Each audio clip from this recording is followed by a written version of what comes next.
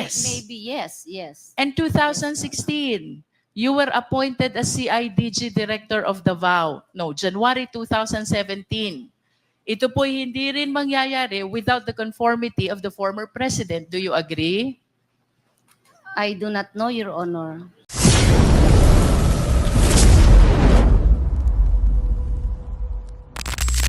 Ito, panoorin natin mga kaganapan at umpisa na natin. Huwag na natin patagalin pa. Maraming salamat at tara.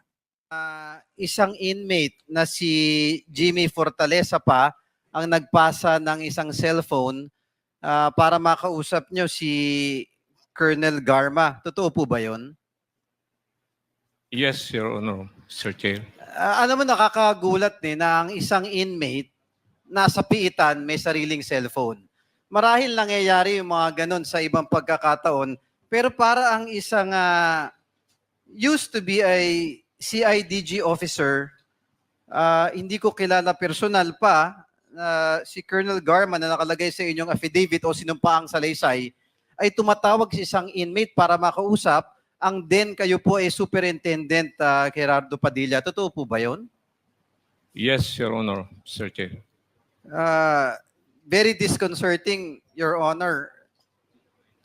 But bagamat ganon, ito ang mga sinumpaan salaysay na nangyari tunay at dun sa supplemental affidavit na akin nabasa na nabanggit din ni SDS na pati ang ating Pangulo na tumawag sa inyo na nakakagimbal na may nakalagay pa na ginawang dinuguan. Totoo po ba yun? According to the voice, Your Honor, Mr. Chair, as I heard. Having said that, Your Honor, ulitin ko lang po that I really applaud and salute you, sir, na ang mga binitiwan yung salita ay galing sa inyong sariling eksperyensya na walang pumilit sa inyo. At nakikita ko rin sa inyong affidavit na marami kayong, it is given na kakatakutan ninyo ang sitwasyon o safety ng inyong sarili at pamilya. Kaya sa aking maliit na kaparaanan, Ginoong Tagapangulo, nais ko pong imungkahi na marekomenda natin na mabigyan ng immunity ang sinumpaang salaysay ni Colonel Gerardo Padilla upang mabigyan naman siya ng karapat-dapat na proteksyon at maengganyo rin natin ang ibang witnesses at mga resource persons natin ngayon na magsabi ng katotohanan. At lumabas talaga ang totoo na wag po kayong matakot at naririto po ang Congress, ang mga kongresista para bigyan po kayo ng suporta at lumabas ang katotohanan po. Thank you, Congressman Junicio. Doon sa iyong mungkahi na bigyan ng immunity ang ating witness, iyan po sa kasalukuyan ay pinag-aaralan ng ating committee kasama po ang Department of Justice. At the appropriate time, iyan po ay ilalabas po natin at aprobahan po ang inyong mungkahi. Maraming salamat, Congressman Junicio. Thank you, Mr. Chair. The next to interpolate is Congressman Paulo Ortega, the fifth. You are recognized. Thank you, Mr. Chair. Naimbaga-bigat tayo amin. A few questions, additional questions, because I had the chance to interpolate Mr. Witness already. Mr. Chair, Mr. Witness, kayo po ay na-appoint po nung time ng Pangulong Benigno Aquino, di ba po ba? No, Your Honor, Mr. Chair. Anong time po kayo na-appoint? I entered the prison service since 1983 and I rose from the rank, Your Honor. Sino po ang presidente nung panahon na yan? I think during the time of then President Erap Estrada. Okay, sir. So, wala po kayong utang na loob sa past administration? Wala po, Your Honor, Mr. Chair. Ngunit alam po natin na kahit po tayo'y walang utang na loob, kailangan po natin sumunod sa orders ng mga nakakataas. Hindi po ba, Mr. Chair, Mr. Witness? Yes po. Your Honor. Alam ko po, Mr. Chair, Mr. Witness, na hindi po kayo pabor sa mga nangyayaring drug war at EJK nung panahon ng dating administrasyon. Tama po ba ako, Mr. Chair? Yes Mr. po, Witness? Your Honor, Mr. Chair. So kahit na nangyayari po yung mga sa mga oras na yon at nangyayari po yung pagpatay at nangyari po yung pagpatay, sigurado po ako you were under a lot of stress. Tama po ba ako, Mr. Chair? Yes, Mr. Your Honor, Witness? Mr. Chair. Dahil po dito, Mr. Chair, Mr. Witness, to wrap up, nakatanggap po ba kayo ng mga threats? O nakatanggap po ba ng threats ang inyong pamilya, Mr. Chair, Mr. Witness? Yes, Your Honor, Mr. Chair. Yun lang po, Mr. Chair. Thank you. Okay. Thank you, Congressman Ortega. Bago po natin tawagin yung susunod na interpellator, mayroon lang ho akong interjection konti. Colonel Superintendent Padilla, dun sa una mong affidavit, binanggit mo si former PCSO head, no? General Manager Miss Royina Garma. Tama po ba yun? Yes po. Yun doon Your sa Honor, una mong Mr. Chair. affidavit. Okay. Now, doon sa pagbanggit mo sa kanya, ang pagkakasabi mo doon ay nakausap niyo siya sa isang cellphone. Yes po, Your Sa Honor. cellphone ni isang PDL, ang pangalan ay Jimmy Fortaleza. Tama Yes po ba? po, Okay. Your Honor. Pwede ba, maaari niyo po bang ituro sa amin kung sino si Colonel Royina Garma dito sa bulwagan na ito? Hindi ko po masyadong ko ng ang mukha, Your Honor, Mr. Chair. Hindi niyo Hindi kilala ko yung po mukha? kilala. Okay. Nandiyan ba siya sa kanan mo?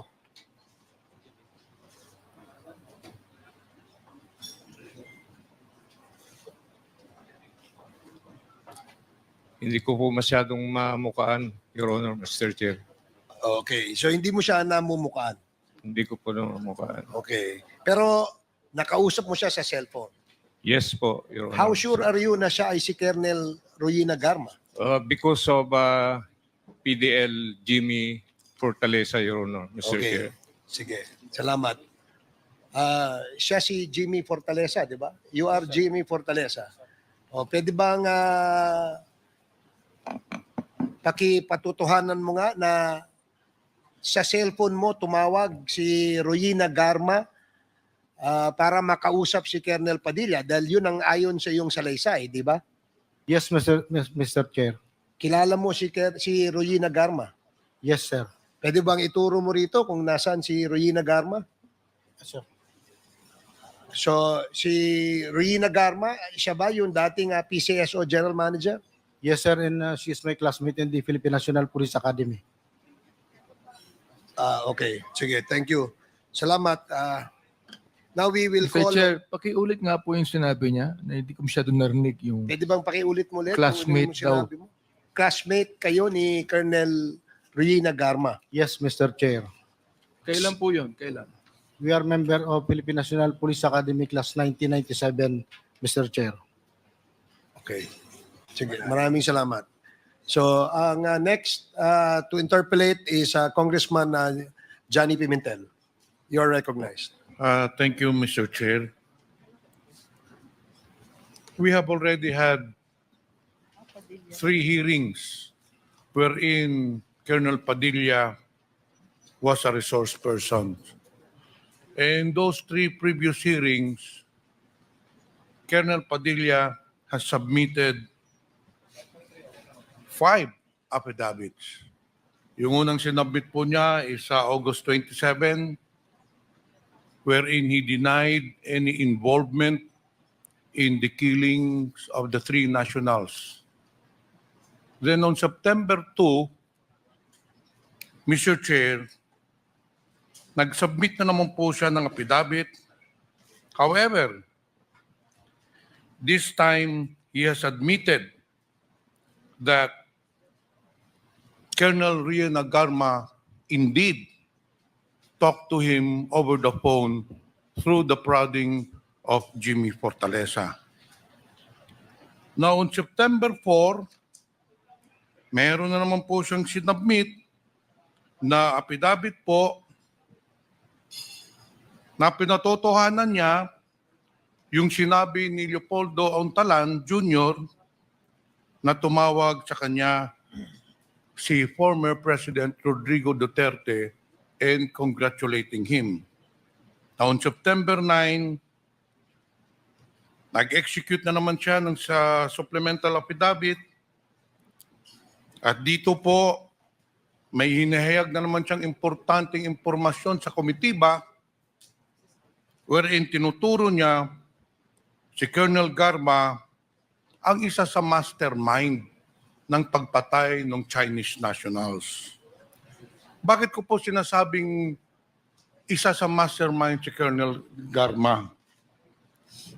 Because we already know the facts based on the several resource persons that have testified in this hearing. At lahat po doon sa mga affidavit ng tatlo, ni Jimmy Fortaleza, ni Leopoldo Auntalan, at saka ni Colonel Padilla, lahat po ay nagtuturo na si Riana Garma ang nag-utos na ipapatay yung tatlong Chinese national. Ngayon, Mr. Chair, balikan ko lang po si Colonel Padilla. Kasi nintunan po ninyo si Mr. Chair, si Colonel Padilla.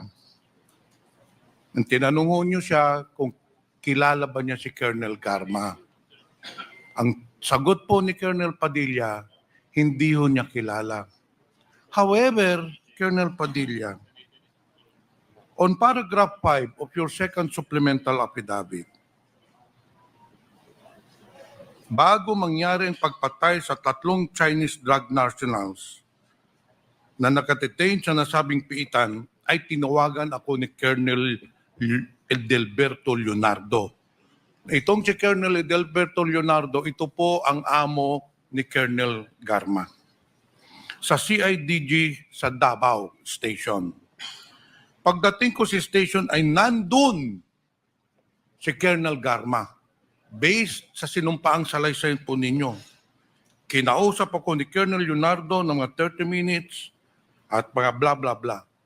Pero very clear po dito, Colonel Padilla, na nag-meeting po kayo bago nangyari yung insidente, bago po nangyari ang krimen, nakipag-meeting po kayo sa CIDG station in the presence of Colonel Leonardo and in the presence of Colonel Garba. Imposible naman po na nag-usap kayo na almost 1 hour, 30 minutes to 1 hour. At kaharap nyo si Colonel Leonardo, si Colonel Garma, hindi ho nyo maturo dito. Medyo napaka-imposible pong sitwasyon, Mr. Chair. So ano po ba? Kilala niyo ba si Colonel Garba o hindi? Baka nagbago ang itsura niya. Nagbago po ang itsura kasi nagbago. slim pa siya nung nagkita kami, Your Honor, Mr. Chair. Ganun po ba? Opo. Pero alam mo nyo, based on forensics, ang tao po, pag maliit pa, hanggang paglaki niya, kahit na tumaba siya, kung kilala mo talaga siya, kung nakausap mo na siya, whether he became fat, whether he was thin, makikilala ho ninyo. Gaano ho ba katagal ang meeting ninyo with Colonel Leonardo and Colonel Garma? Wala pong mga 30 minutes lang, Your Honor, Mr. Chair. 30 minutes. Okay. So the fact, Mr. Chair, is that there indeed was a meeting in the office of the CDIDG station wherein Colonel Garba is one of the main actors of this incident. Ito, inalalagay ko lang po ito sa record para yung buong salaysay ay malaman po ng buong madlang publiko. Para maintindihan po ng publiko na na-corroborate na po yung statement ng resource person na isa at saka yung resource person ni na si Jimmy Fortaleza. So Mr. Chair, I would direct my questions later on to Colonel Garma. Kasi yung po talaga ang ikang ang main actor po dito. I just wanted to put in record that indeed there was a meeting that was held in the CIDG station sometime between July and August, and that is where the plan was hatched to kill the 3 Chinese nationals. It was a conspiracy that started from the topmost official of the country all the way down to the lowly officials, pati yung mga gwardiya po, kasama po dito sa krimen na nangyari. So I'll reserve my questions later on, Mr. Chair, to Colonel Garma. Thank you, Mr. Chair. Thank you, Congressman Pimentel. The next to interpellate is Congresswoman Jinky Luistro. You are Thank you, recognized. Mr. Chair. I wish to direct my questions to Colonel Garma. Colonel, ano pong tunay niyong pangalan? Buo na pangalan. Mr. Chair, Royina Marzan Garma. Pwede ko po ba kayong tawagin na Colonel Garma? It's okay, Mr. Chair. Yes, ma'am. Alam po niyo, becoming a lady officer in uniform, that's one of my dreams. I was supposed to transfer to PNP, kaya lang patatakbuhin nila ako sa Oval, kaya bumalik na ako ng DOJ. Tagasan po ba si Colonel Garma? I'm from Solana, Cagayan, Region 2 po. Where's Cagayan? Norte po ba yan? North, yes, ma'am. Norte. Yes. Doon po ba kayo pinanganak sa Cagayan? Yes, Your Honor. Saan po kayo nag-aral ng elementarya? Solana, Cagayan, Cagayan. Your Honor. High school. Tugigaraw, Where's Tugigaraw? St. Louis College. Now it's St. Louis University, Your Honor. Nasaan po ang Tugigaraw? It's still in Cagayan. It's also in Cagayan. Yes. How about your college? Saan po kayo nakatapos ng kolehiyo? I finished my college sa Philippine National Police Academy, Your Honor. PNPA po? Diretso kayong PNPA? No, Your Honor. My before I entered PNP, I studied in Cagayan. Ano pong una nyong inaral sa Cagayan? AB Mathematics, Your Honor. AB Mathematics. Ano po bang trabaho ng mga graduate ng AB Mathematics? As I understand, usually teacher, tama ho ba? Yes, Your Honor, but I dreamed to become a lawyer nung inaral ko po iyon. Are you a lawyer as well? No, Your Honor. You plan to become a lawyer during that time? Yes, Your Honor. Thank you. And after finishing this AB Mathematics, ano pong sunod yung ginawa sa buhay? I entered the Philippine National Police Academy in 1995, Your Honor. When is this? 1995. 1995. Pumasok po kayo ng PNPA. Yes, Your Honor. And when did you finish your studies in PNPA? That's April 25 of 1997, Your Honor. 1997. After finishing your studies in PNPA, that is 1997, kayo po ba'y pumasok na agad sa serbisyo sa Philippine National Police? Yes, Your Honor. Yes. And maari po bang malaman, saan po kayo unang na destino? Okay. We were based in Camp Crame. We were made to choose kung ano pong region ang gusto namin. 3 po ang hiningi sa aming region during the time. So pinili ko po ang Region 11, Region I think 13, and then Region 2 was my last option. Based on my Chair. research, Colonel Garma, 1996 to 1998, kayo po ang anti-vice unit head ng Davao. No, Mr. Chair, it's from 1997. So this is 97 to 98. That's October. Yes, and you will agree with me during that time, kakagraduate nyo lang from PNPA. Somehow. Yes, Your Honor. And after this assignment, ano pong sumunod? I was the chief of the women's desk of Davao Saan City, po ito? Davao City Police Office. So ang kasunod po ng assignment nyo as anti-vice unit of Davao, you confirm. Ano pong kasunod nyong assignment dito? And then 2004, I was reassigned sa Camp Crame. I transferred po sa CIDG. So I was based in the main office of CIDG. How come based on my research, kayo daw po'y pauli-uli? Manila CIDG and Davao CIDG. How true is this? Yes, Your Honor. In 2004, I was reassigned to Camp Crame. So change of unit po from PRO, Police Regional Office 11, I was transferred to a National Support Unit, which is the Criminal Investigation Detection Group. If I Based may in Camp interrupt, Crame. Colonel Garma, you Your Honor. confirm na 2004 to 2007, for quite some time kayo nasa CIDG Manila and for quite some time nasa CIDG Davao. Tama po ba yun? I was Yes, in that's what you're saying. I was in CIDG Manila until I think June of 2005. And then How about before and after June 2005? Where were you? Seldom po ako bumabalik ng Davao. But at least bumabalik po kayo ng Davao. I cannot recall if I returned, only when I attended the wake of my mother-in-law during that time, Mr. Chair. To proceed, Mr. Chair, after po nitong CIDG assignment nyo, saan po kayo sunod na na-assign? Bumalik po ako ng Davao City Police Office. Ano Yes, pong Region taon 11. ito?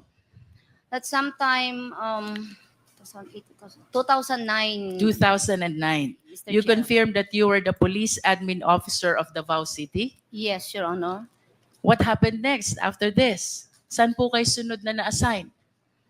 Almost 3 years after, I was assigned as station commander of Sasa Police Station. That's Station 4 of Davao City Police Office, Mr. So you Chair. confirmed that 2011 to 2016, kayo po ang station commander ng SASA, also in Davao. It's not until 2016, Mr. Chair. It's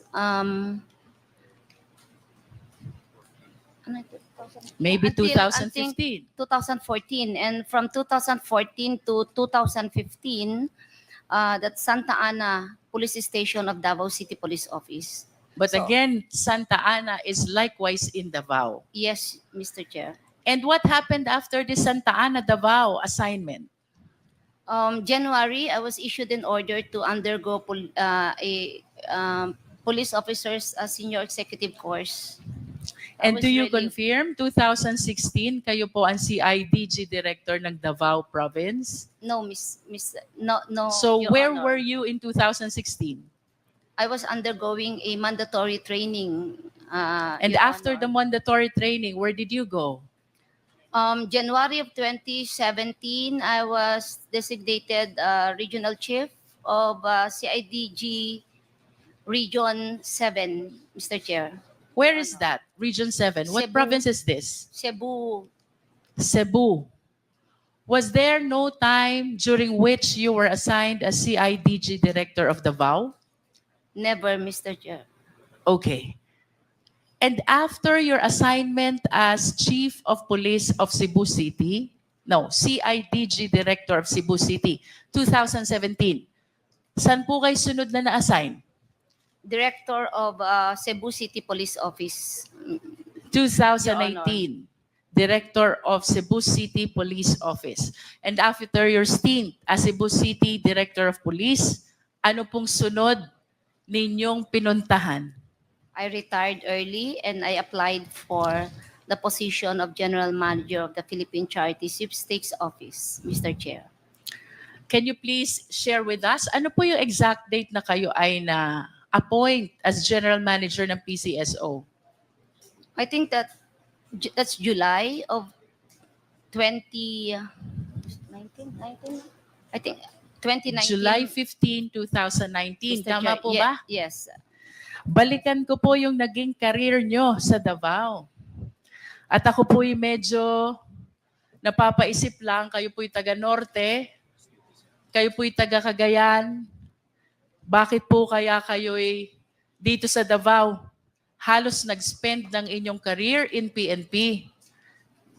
Tama po ba yung observation ko? Yes. Almost your entire career was spent in Davao. Yes, Your Can you Honor. describe to us, ano po ba ang peace and order situation sa Davao from 1997 until 2015?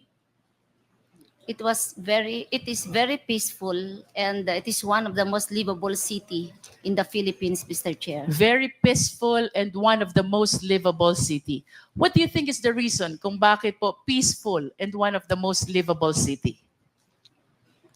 I think because of the overwhelming support of the LGU sa police, and the social welfare of Davao City is really working. You and addressing mentioned poverty. You mentioned about the overwhelming support of the LGU to PNP. Yes, Mr. Chair. Yes, Of Your course, Honor. it is a common knowledge as early as 1988, mayor na po ang ating dating Pangulo, former President Rodrigo Roa Duterte. Yes, Would you agree with me if I would say na kaya po peaceful at livable ang Davao is because of the leadership of the former President? Yes, Your Honor. You agree? Yes, I agree. And would you agree with me also if I would say, kaya po kayo nainganyo na dito manatili sa Davao, nagustuhan nyo ang leadership ng dating Pangulo sa Davao? No, Your Honor. So what is the reason? My ex-husband is from Kidapawan. Where's Kidapawan? That's Region 12. And It's near Davao. Yeah, and he convinced me that Davao is better than I Cotabato understand. or Region 13. Colonel, of course you will agree with me that generally speaking, ang mga mayors po, may discretion yan. Kung sino yung mga police officers na magse-serve sa kanilang area of jurisdiction. Sumasang-ayon po ba kayo? Yes. That is a Yes, common Your knowledge. As a matter of fact, noon pong kayo na-appoint 1997 to 1998, anti-vice unit head of Davao. Hindi po ito mangyayari without the conformity of the former president. Tama po ba? Because he is the mayor. No, And the Your, mayor can say, I want someone else. no, Your Honor. No? I earned it, Your Honor. Okay. How about your appointment from 1999 to 2004 as head of Women's Desk of Davao? Don't you think ito po'y idinadaan at ikinukonsulta sa mayor before an officer is assigned? I am not aware of that policy during that time, Your Honor. Well, I'm sharing with you, Colonel Garma, that by way of general practice, kinukonsulta po ang mga mayors kung sino ang i-appoint na officer dun sa kanilang area of jurisdiction. I'm speaking based on experience because I came from the LGU. How about your appointment from 2004 to 2007 as CIDG Officer of Manila? Paano po kayo napunta sa Manila? Mr. Chair, way back 2004, my marriage was on the rock. So I have to leave Davao because of a scandal. In other words, kaya lang po kayo umalis ng Davao during this time Yes. is because your marriage is failing already? Yes, Your Honor, and there was a big scandal, so I have to leave Davao.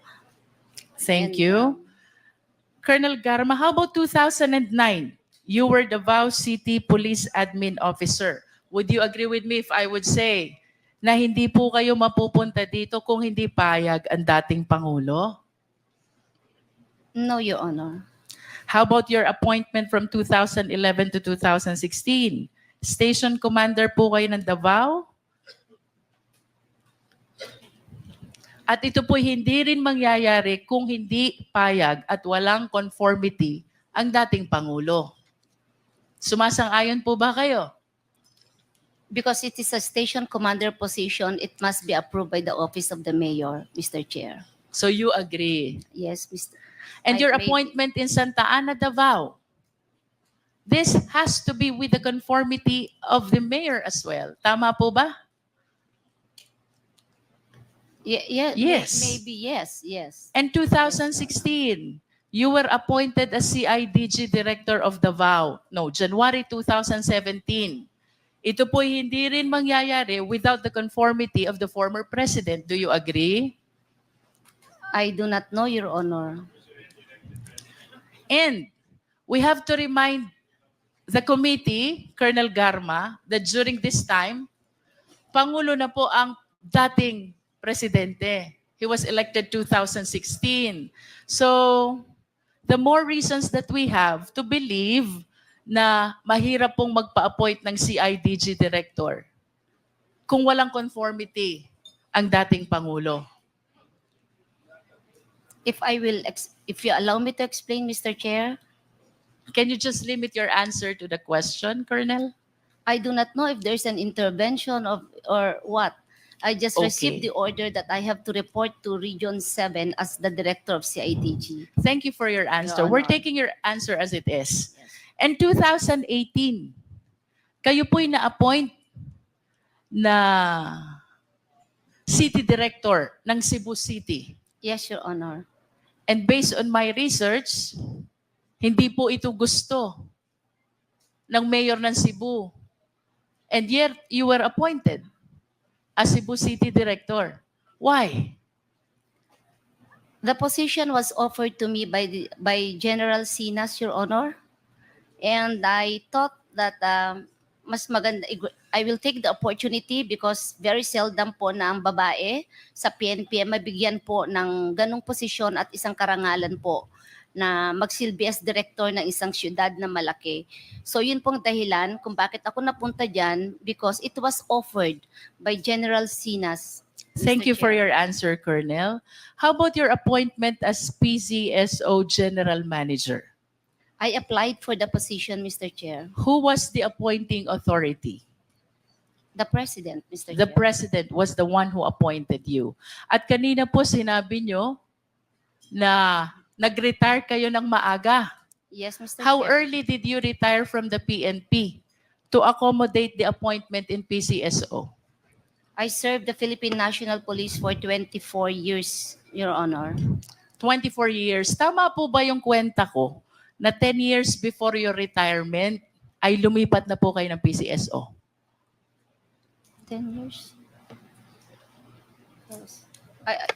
Yeah, yes. Before I'm the correct. mandatory retirement, Mr. Chair. Okay Your po. Honor. At kayo po ba'y sasang-ayon sa akin if I would say, nang inaral nyo nung kolehiyo, AB Mathematics, Leadership Course, and Public Safety, these are all alien to the function of being a PCSO General Manager. Malayo, di ho ba? I don't agree, Mr. Chair.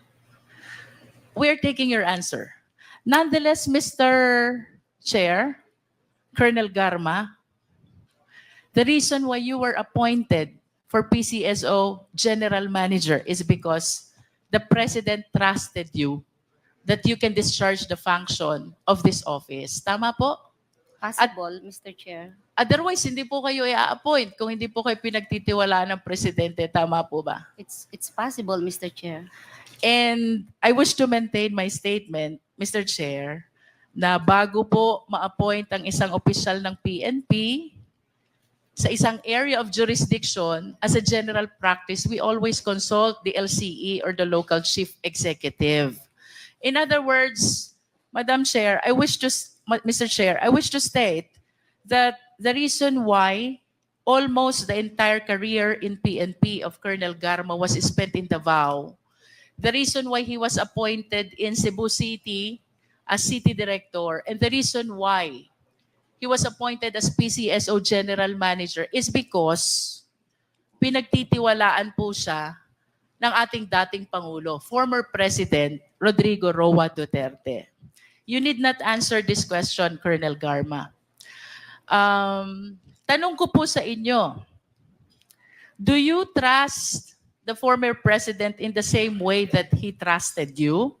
Pinagtitiwalaan nyo din po ba siya kung paano niya kayo pinagtitiwalaan? Mr. Chair, can you, in what aspect, Mr. Chair? If I want that to be clarified. It's a Siguro, very let vague us talk question. about your career in the PNP. Let us talk about your position as General Manager of PCSO. Kayo po'y pinagtiwalaan ng Pangulo, dahilan kung bakit kayo naging matagumpay sa inyong career sa PNP. Kasama na po yung appointment nyo as PCSO General Manager. Ang maliwanag po, Colonel, malaki ang tiwala sa inyo ng dating Pangulo. You need not answer that. Ang tanong ko po sa inyo, kayo po ba nagtitiwala din kay Pangulong Duterte?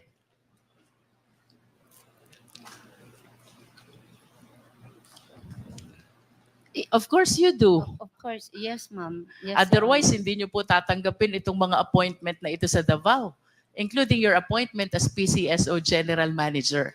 At yung pong tiwala, yun po'y ina-earn. Tama po ba?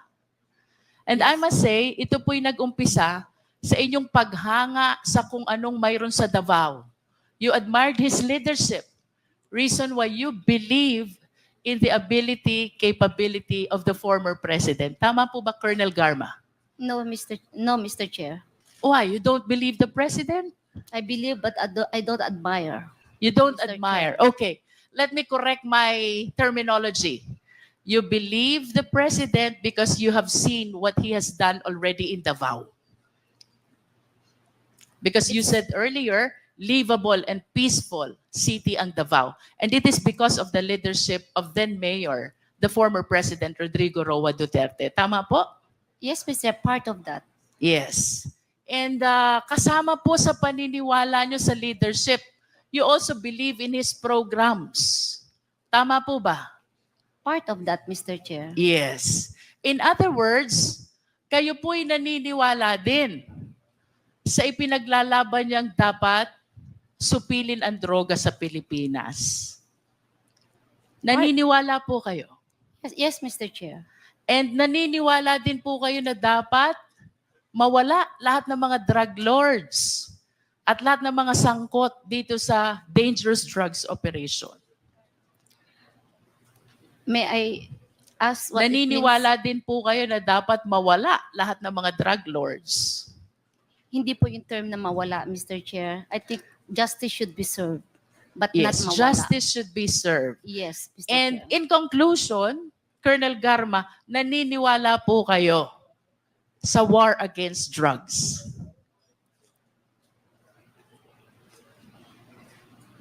I believe in the part ng program. Kasi po, if I can explain my answer, Mr. Chair, Wait, there's ilang parte ho ba mayroon ang program ng war against drugs? intense police operation and police community relation with intense police patrol, Mr. Chair. So, So which part do you believe and which part you do not believe? community relations and intense police patrol. Because So you believe in both? Alin po yung sinasabi niyong naniniwala kayo sa isang parte? Aling parte ho ang hindi niyo pinapaniwalaan?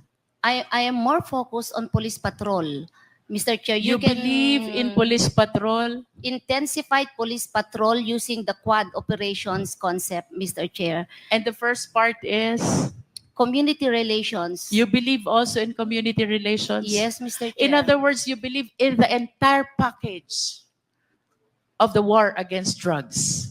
Tama po? Of course, the quad concept of operation should work hand in No, hand, I'm Mr. talking Chair. about the war on drugs in its entire context, the way it was launched by the Philippine National Police with the support of the former president.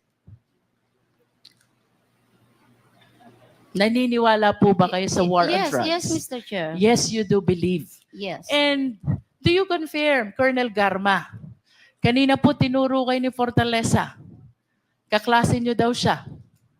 Yes, Mr. You Chair. belong to class 1997. Yes, Your Honor.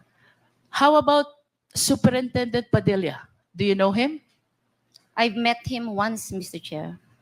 You've met him once. Yes. Can you Mr. enlighten Chair. us? Saan niyo po ba nakilala si Superintendent Padilla? Your Honor, I met him when I passed by at CIDG 11 sometime in 2016. And can you tell us the reason why you passed by NCITG 11 in 2016? We are actually preparing for our thesis, and Your Honor, my subject is about the interagency what's this response or on illegal drugs. So I have to pass by there, and I would like to get some documents for my research. So it's And- about the thesis. Yes. The Mr. reason why you happen to see Yes, Mr. Chair. Superintendent Yes, Your Honor. Padilla. Yes, The Your reason why Honor. you were in CIDG 11 is because of thesis. Yes, Your Honor. But can you enlighten us, why was Superintendent Padilla there in the office? Was he part of the thesis? I do not know, Your Honor, why he was there. But you told us that you met him there. Ano pong dahilan nandun si Superintendent Padilla? Nung po dumaan ako, Your Honor, it is, nasanay po ako sa courtesy to pass by the office of the head. Who Kung was ano the si- head during the time? It was Colonel Leonardo. So can you again tell us what year is this and month if possible? It's just July of 2016. In I'm other not words, very you sure, Your confirm Honor. that one time in July of 2016, you happened to meet Superintendent Padilla and Colonel Leonardo. I You do not- confirm that? I Yun na do po not- yung sinabi nyo kanina. Yes. Nag-pass by kayo. Yes, Your Honor. I You passed confirm by. that? Yes. Yes. Kanina po you also admitted kaklase nyo si Fortaleza. Do you recall any incident na dinalaw nyo si Fortaleza sa Davao Penal Farm Colony? Yes, Your Honor. When was this? I think it was also July of 2016, Your Honor. July ulit. So yun pong pagkikita nyo kay Colonel Leonardo, it was because of your thesis. Yes, Your Honor. How about having called Fortaleza? No, Your Honor. Hindi nyo po tinawagan si Fortaleza. Never po. Okay. July 2016, na-meet nyo po si Superintendent Padilla at si Colonel Leonardo sa CIDG. And then July 2016, dinalaw nyo po ang kaklase nyo si Fortaleza during the time nakadetain siya sa Davao Penal Farm and Colony. Kasama nyo ang kaklase nyong si Grijaldo at ang dati nyong asawa si Colonel Villela. Yes, Your Honor. Tama po ba? Yes, Your Honor. Nasaan po kayo Mr. during Chair. this time? Pakiulit lang po yung sagot niya kanina na ang sabi niya, never na tinawagan niya si Jimmy Fortaleza. Never. Pakiulit nga po yung sagot niyo. Can you please mention again, articulate again your answer to my earlier question? May naaalala po ba kayong pagkakataon na tinawagan nyo 2 beses si Fortaleza? 3 pa nga yata eh. Wala po ako Mr. Chairman. naalalang... Mr. Chairman, before, Yes. just quick lang po, Mr. Chairman. Just to remind Colonel Garma, you're under oath. Yes, Mr. If Chair. we prove that indeed you're lying, we might cite you in contempt. Yes, Mr. Chair. Thank you, Mr. Chairman. I'm about to wind up, Mr. Chair. During this time, July 2016 and August 2016, nasan po ang assignment ninyo, Colonel Garma?